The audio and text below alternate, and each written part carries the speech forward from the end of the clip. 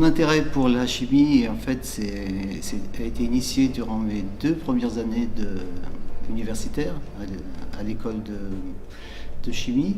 Mais en fait, j'ai pris vraiment conscience de l'intérêt de la chimie ensuite quand j'ai fait l'école d'ingénieur de chimie de Rouen. Et c'est ce qui m'a conforté dans mon idée de poursuivre en chimie.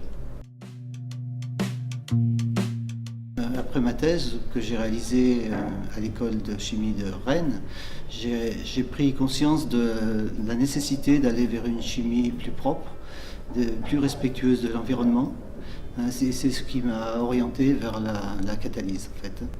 En fait, dans mon cursus universitaire, je n'avais jamais eu de cours sur les métaux de transition et la catalyse. Et j'ai découvert ce domaine de la chimie en intégrant le laboratoire du professeur 19 à Rennes. Dans le domaine de la catalyse, il y a 2 grands objectifs. La catalyse organométallique peut servir soit à améliorer des procédés qui existent déjà, soit à découvrir des transformations qui sont inédites. Dans mon parcours professionnel, ces 2 types d'activités ont eu lieu. J'ai contribué à l'amélioration de procédés, y compris des procédés industriels.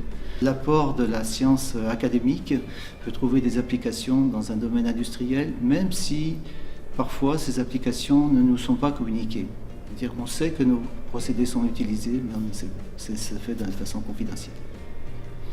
Et le deuxième type de satisfaction en catalyse, c'est la découverte de procédés inédits, de transformation de la matière complètement nouvelle. Et là, j'ai aussi été impliqué dans ce genre de découverte.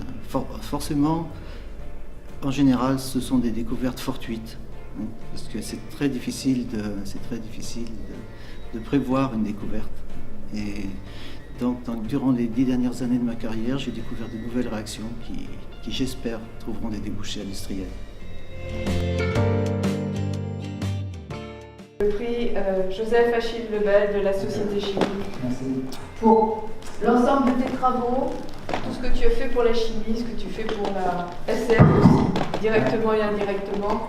Et puis voilà, puis bonne continuation.